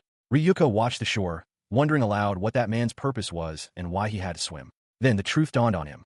He understood that Ferman was on that island for one reason, to kill a man named Arsvin. He immediately turned to Noel, demanding to know how the boy knew that name. Noel looked back at him, his expression unreadable, and explained that he didn't know how, but that he could hear everything. As a faint glow emanates from him, Noel explains the origin of his newfound ability. He reveals that by eating the candy from the labyrinth, he can now hear what people are thinking, just as if they were speaking aloud. It was through this power that he understood Ryuka was a god's retainer. He continues, stating that he believes Ryuka's combat prowess is exceptionally high. Rebecca agrees, noting that it's to be expected from a god's retainer. The realization dawns on Ryuka. Noel must have been able to hear Ferman's thoughts, which is why he intervened to stop the fight. Meanwhile, Ferman reflects on his arrival at the island. He had determined that the humans he encountered were not retainers of the Earth God. While he felt it was a shame not to eliminate them, he ultimately decided against it, judging there was a possibility of conflict between retainers of the same faction. His thoughts return to the present, where Noel apologizes for listening in on his mind without permission. Ryuka dismisses the apology, insisting that he should be the one offering thanks for the help. Rebecca adds that the idea of fighting a fellow retainer had never even crossed her mind. Looking up at him with earnest eyes, Noel simply says, "Thank you." Ryuka considers the complicated situation, now involving the retainer of a missing person. He decides it's best to consult with Ceramus and invites Noel to come with them, an offer the boy readily accepts. In an instant, they are transported to a new location. Before them floats a massive, ornate structure amidst the clouds, a god's domain. Ryuka is taken aback, realizing that retainers possess the ability to travel between dimensions. Rebecca stares in awe at the sight. Inside, a woman with long, flowing hair and a laurel wreath greets them warmly. She introduces herself as Ceramus, the goddess of peace. Noel looks upon her, utterly captivated. A small, frog-like attendant offers to prepare tea while they organize their thoughts and information. Now seated comfortably, Ryuka gets straight to the point, asking Ceramus if Ferman's target is Arsvin, the Earth God's retainer. She confirms that this is what Ferman told her and asks Ryuka if he knows anything else about the young man. Ryuka mentions having a clue related to someone named Kilkas. Noel interjects, noting that his power doesn't allow him to hear Ceramus's voice, so he is unaware of what she might be discussing. From his seat, Ferman smirks, stating with certainty that the young man before him is, without a doubt, the sky god's retainer. Within the divine realm, the nature of the conflict becomes clear. A winged goddess, the sky god Kilkas, explains that the purification of the atmosphere requires magical power released from living things. She contrasts this with the earth god, a grim, hooded figure who, for the sake of the earth's prosperity, would sacrifice countless lives without a second thought, having no interest in life itself. This fundamental incompatibility extends to their retainers. Just as the sky and earth cannot truly mix, their chosen agents, Ars Vim and Ferman, are set on a collision course, destined to oppose one another. Back in Ceramis's domain, Ryuka questions why retainers must kill one another over such a matter. A small, bird-like creature explains the grim reality. On the surface world, each god has only one retainer. Therefore, to stop a god's influence, one must eliminate their agent. The weight of this responsibility causes Ryuka to clench his fist. He turns his gaze to Ceramis, who gently tells him that all gods create worlds that benefit themselves. She asks that he include peace in his prayers to save lives. With conviction, Ryuka affirms his loyalty, declaring himself a retainer of Lady Ceramis. His resolve strengthened, he announces to the others that instead of despairing, they must work together to find a way to stop the war between the gods. His first thought is to destroy the teleportation device, but he recognizes the imminent threat from the Earth God's retainer. Destroying the device would be a last resort, as they must first deal with the approaching danger. As he strategizes, Rebecca voices a critical concern. What will happen to the nearby town if a battle breaks out? The bird creature adds that the Sky God's retainer can fly, meaning the battlefield could easily expand. Ryuka examines a map, noting that the town of Selma is close by. The name Selma sounds nostalgic to him. Rebecca, looking through a book with Noel, excitedly shares that the great cathedral was built there after the goddess of peace descended to the land. Though she's eager to visit, Ryuka's mind is elsewhere, focused on a man named Eppo. This memory sparks a plan. Ryuka suggests they find someone connected to the situation in Selma to warn them of the danger. He believes he knows a priest who might cooperate. Rebecca points out the difficulty, questioning whether anyone would trust a warning from a complete stranger. Hearing this, Ferman steps forward with a proposal. He suggests they first ensure the town's safety, then search for the Sky God's retainer to negotiate. He makes a solemn vow. If a battle begins before they can act, he will be in the town to protect it. Ceramis smiles, thinking it a good plan for Ryuka to follow. With the immediate plan settled, Ryuka turns to Noel and asks him to look for his family once they reach Selma. Noel looks down, overwhelmed, stating that doing so many things at once is impossible. Despite his anxiety, he admits he is happy that Ryuka remembered his promise. He looks up with a gentle, relieved smile, a faint blush on his cheeks. He expresses his gratitude, admitting he's glad he found the courage to approach Ryuka and the others when he did. His earnestness catches Rebecca off guard, causing her to flush and hide her face as she thinks about wanting Ryuka to feel at ease. Ceramis smiles, remarking that he is a good person. Taking the opportunity, Ryuka gently takes Rebecca's arm to get her attention, stating there's something he needs to tell her first. Completely flustered, Rebecca demands to know what it is, while a slightly bewildered Ryuka simply asks what's wrong. The coastal city of Selma, within the kingdom of Sildonia, sprawls across the cliffs overlooking the sea. Within its walls, however, the streets are not entirely welcoming. As Ryuka and Rebecca walk through a narrow alley, they pass a destitute man slumped against a wall, a stark image of the city's underlying hardship. She turns to Noel, whose face is hidden by his hood, and asks if he is all right. Rebecca observes that the city feels stagnant, lacking vitality, and seemingly unsafe. He apologizes, explaining that without his earmuffs, the voices of people in distress are overwhelming. The constant sound of suffering makes it difficult for him to cope. Seeing his pale face, Rebecca suggests he rest, but Ryuka decides he will go to the Grand Cathedral alone. Noel, however, insists that the Lord will save them.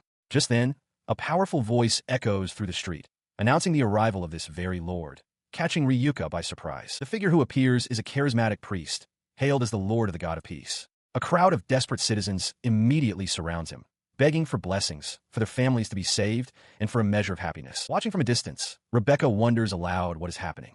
Ryuka decides it would be best to investigate the situation before continuing on to the cathedral. As they watch, the crowd's pleas intensify into a cacophony of suffering, cries for healing, for happiness, for donations.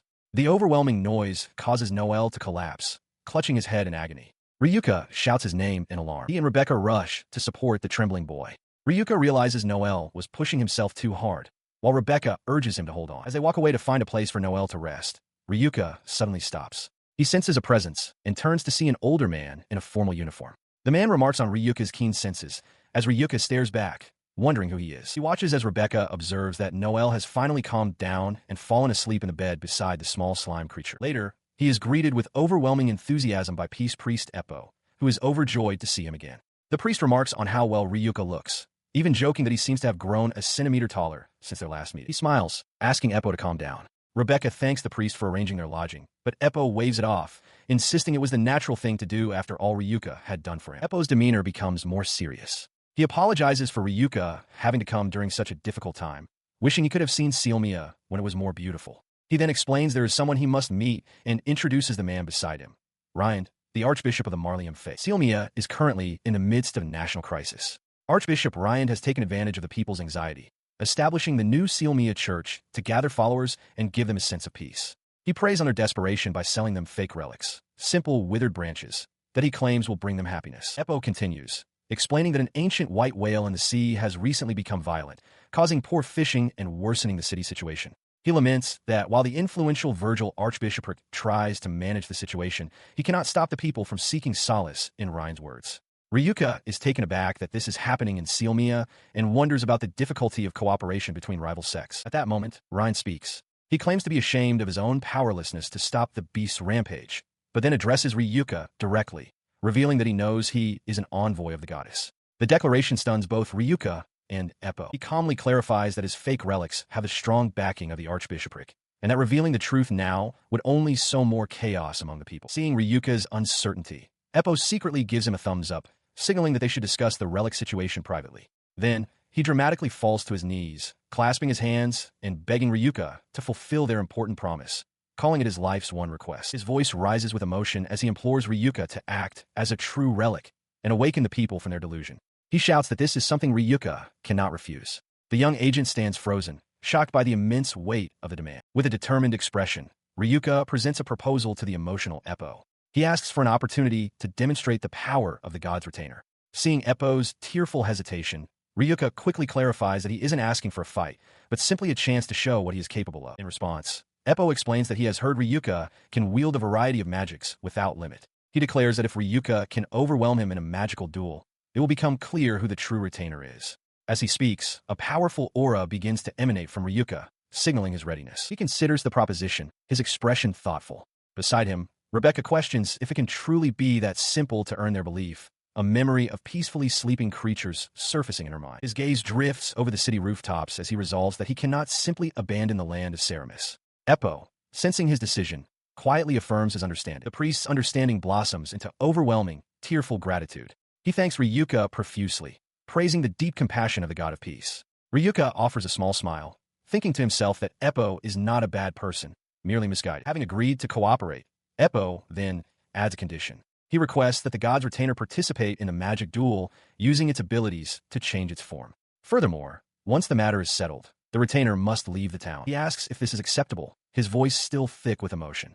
Ryuka smiles warmly and confirms that it is, assuring Eppo that it will be done just as he wishes. Rebecca then voices a concern, asking if the followers won't be angered when the true god's retainer disappears. The phantom slime, now large and perched on Ryuka's shoulder, speaks up, stating that they will handle it. It announces a plan to prepare countermeasures and establish a consultation service for the people of Ryan who are deceived. With all parties in agreement, Eppo beams, declaring that he will dedicate himself to rebuilding the town. He invites Ryuka and Rebecca to enjoy the sights of the beautiful city of Seremia in the meantime. Ryuka smiles in return, saying he looks forward to it. His expression then turns serious. He cautions that the aftershocks of their battles may yet reach this town and asks Eppo if there is anything they can do to prepare for that eventuality. Eppo readily agrees, stating that he will handle it and immediately begin considering evacuation routes and guidance methods. He listened as Eppo, with booming enthusiasm, instructed him to be prepared for their duel and to get a good night's sleep, marveling at what he perceived as Ryuka's kind consideration. As the priest scurried away, already excitedly planning the duel's presentation and costumes, Ryuka tried to call after him, asking him to be moderate in his efforts. The next day, as they walked through the port town, Noel expressed concern for Ryuka, asking if he was overexerting himself. Ryuka assured him it was no problem. Noel, eager to find his parents, asked if it was all right for them to accompany Ryuka, who confirmed it was, explaining that he already knew their location from the guild's records. Rebecca approached the two, smiling, and declared that since they were getting involved, she would help them see it through to the very end. A grateful Noel thanked them both. She then turned to Noel, stating she expected a proper reward. Since they were short on funds, she offered herself as payment, telling Noel he could do as he pleased with her. The suggestion sent a shockwave through the group. Ryuka stared, aghast, questioning her offer, while Rebecca, flustered, quickly clarified that she meant he could make use of her strength and skills, not what he was implying. Her cheeks flushed, she averted her gaze, muttering under her breath about his reaction. Noel chimed in, telling Ryuka not to get the wrong idea. Ryuka quickly apologized to Rebecca, but she retorted that he should be apologizing to Noel for having such thoughts. Their bickering was cut short by a commotion from the harbor. A ship was under attack, swarmed by vicious, winged beasts. Rebecca recognized them with alarm as minions of the sky god. Ryuka's eyes narrowed as he spotted 2 or 3 people still aboard the vessel. As the creatures tore into the sailors on deck, Rebecca swiftly nocked an arrow, taking aim. Ryuka crouched, preparing to intervene, and shouted for someone to get their head down. He unleashed a torrent of power, calling forth a devastating storm. Massive pillars of lightning, a thunder god's rain, descended from the heavens, striking the ship and the monstrous beasts in a blinding flash. Aboard the damaged vessel, Ryuka finishes his work on one of the rescued men, a faint glow dissipating from his hand. He offers a reassuring smile, declaring the man's injuries to be fully healed. The man, overwhelmed with relief, thanks him profusely for the help. His young son echoes the sentiment. Standing nearby, Rebecca observes the interaction and remarks to herself on Ryuka's impressive skill. Despite the successful healing, the state of their transport is grim. The ship is battered and broken, fit only for scrap. Rebecca voices her concern, questioning the point of healing the man if they are now stranded. The man's expression hardens as he explains that the creatures they fought were merely a small part of a much larger swarm. He reveals that this terrifying situation, with swarms of monstrous fish attacking vessels, has been an ongoing problem for many years. The man continues, explaining that no matter how many they defeat, the swarm scale only increases. Ryuka interrupts, stating that if they could defeat the swarm's leader, the rest will scatter. He then mentions the white whale, catching the man by surprise. His words prompt the man to recount a local legend. The white whale, he explains, is a monster of immense size and power, a legendary beast said to have once wiped out an entire fleet. For years, the locals have invoked its name to protect their territory. When it settled nearby, the surrounding monsters became docile, which emboldened the people to build ships to attack it. He is baffled as to why things have escalated. Ryuka processes this new information. He reflects that the sea route isn't just for fishing, but for trade and tourism, now cut off. He considers the mission from Ceramis to subjugate the whale, realizing that while it might temporarily calm the monsters, removing their leader would ultimately cause the entire ecosystem's balance to collapse. As Ryuka contemplates the consequences, the father embraces his son tightly, grateful to have survived. He admits he was prepared to die, but is thankful to have protected his child, his branch of happiness.